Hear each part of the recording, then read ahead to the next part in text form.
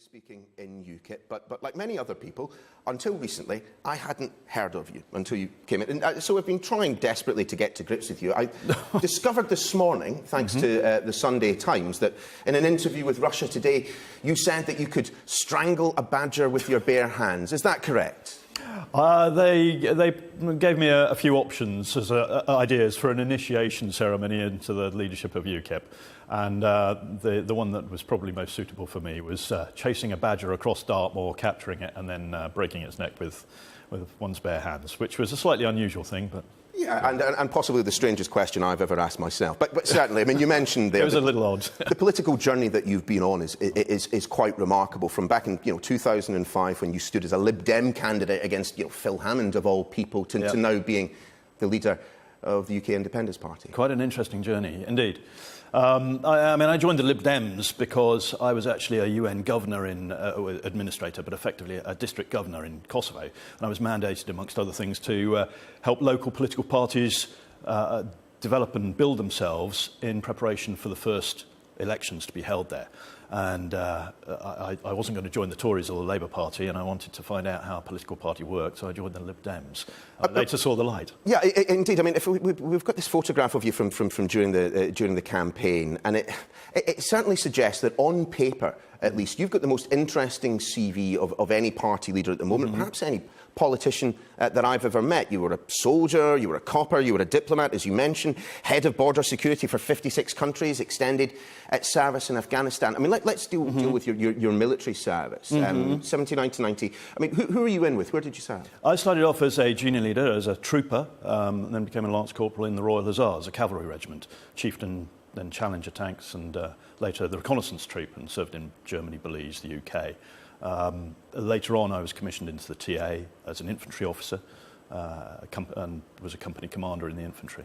And how much do all of these separate experiences shape your role as leader of UKIP, particularly the administrative side? Hugely. I mean, many people maybe watching now will appreciate that the military really operate on a firm logistical and organisational basis. That's the foundation of being able to conduct the operational piece.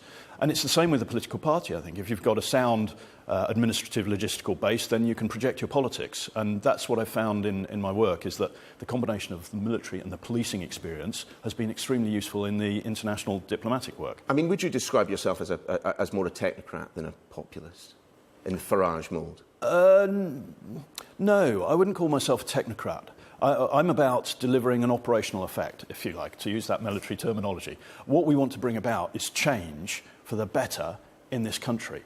And that's the effect we need to deliver. So it's about organising ourselves to do that and having the correct policies in place. It's not about technical work. It's about motivating people, inspiring the British people to go forward. I mean, one of the stories that viewers might be interested to hear is that where you nearly had you nearly were killed by an Islamic suicide bomber. What happened there? Yeah, I mean, a specific case was, I wouldn't say I was nearly killed, because it was around the corner. Sorry, apologies, blown off your feet. Well, yeah, knocked to one side, certainly. There was a 10th of April 2012, I think, in Helmand.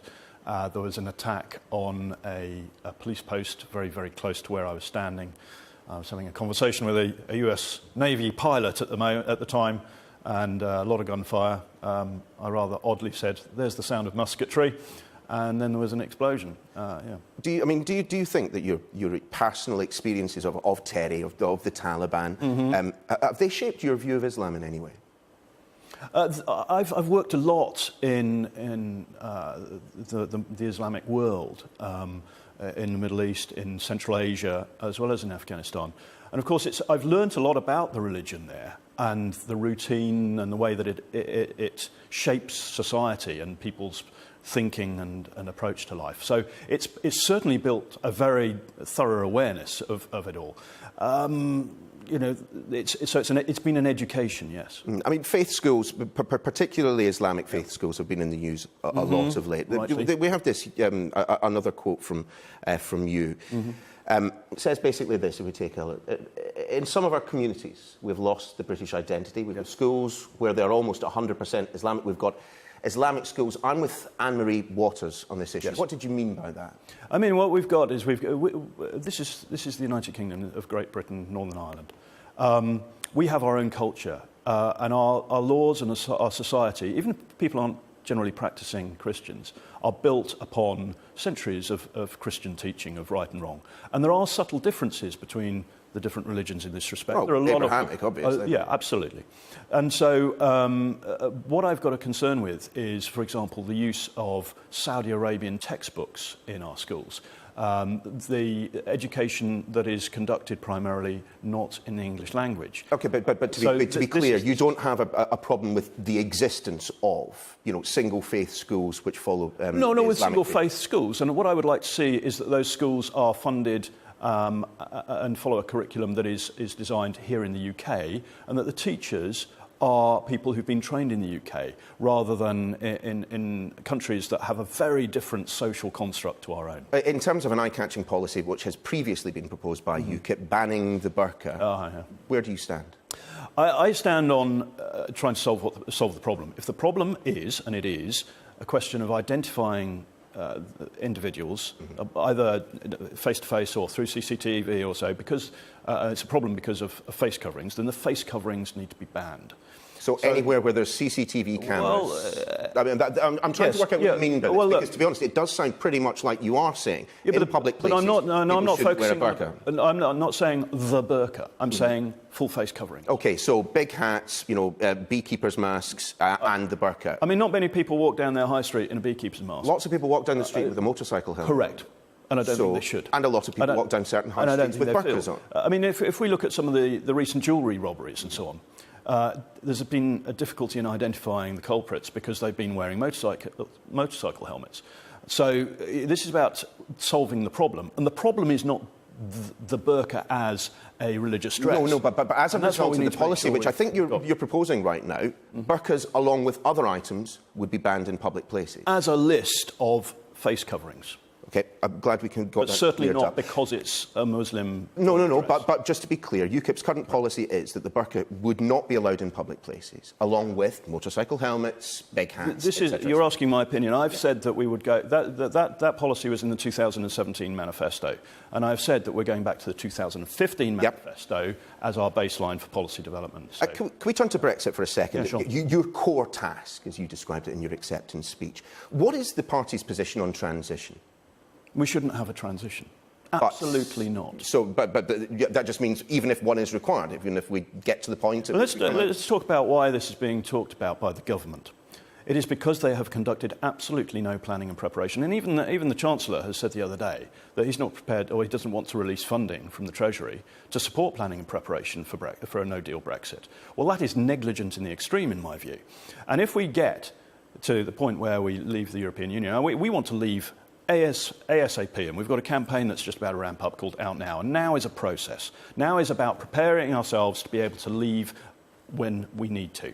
And I mean, you said to my colleague Lewis Goodall, after you'd been elected as leader, that we might need a transition period to avoid a car crash. So, on a point of principle, you don't want it, but in terms of the practicalities of Brexit, you accept the need. Let's say we get to the 19th of March 2019, and no planning and preparation has taken place, because the government has failed to put anything in place for the next day. Now, we've got a choice, and we've got nothing in place to manage the consequences of leaving, or we need a bit of time to put it in place. And in such circumstances, if the option is put it in place and spend a bit of time doing it, or just face the disaster, then I'm saying that we need to put the things in place. The fact that we have not been doing that is, in my view, absolutely negligent. I mean, the reason that we're talking about a transition period with greater intensity now is that it does seem increasingly likely the odds are shortening on a no-deal Brexit. Do your views chime with those of Nigel Farage, that actually it wouldn't be that bad a situation? We could swiftly move over to WTO rules? Yes, I do. I agree. I share that opinion. Excellent. In terms of immigration, though, where should we be setting? the limit? I mean, I understand your party has long maintained that we need to get it under control. Yes.